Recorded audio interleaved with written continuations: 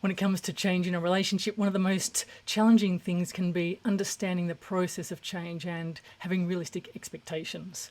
So practically speaking, if we start off with a negative habit in our relationship, it could be that we raise our voice, or we get a bit snipey or a little bit red and sort of jar our partner, or many other challenges.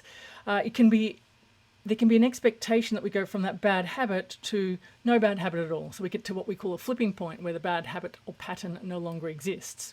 Practically speaking, though, this is unlikely to happen.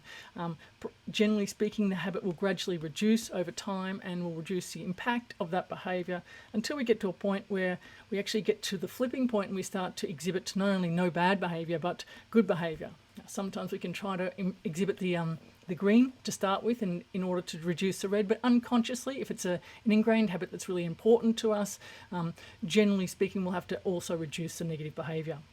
Now, the important thing to understand in this process is that the process of change is more likely to look something like this. And what that means is we start off when the bad habit starts to reduce quite quickly, but then we slip back and we're almost as bad, if not worse, than we were beforehand. And we might get to a point where we actually really do some of the good patterns and we do it pretty instinctively, but again, we loop back and we do the bad behavior again.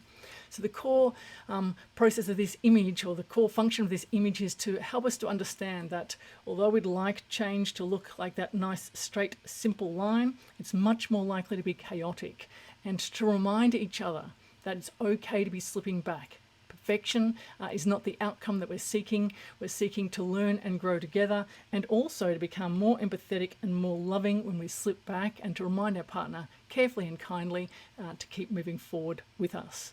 I hope this video is of use to you.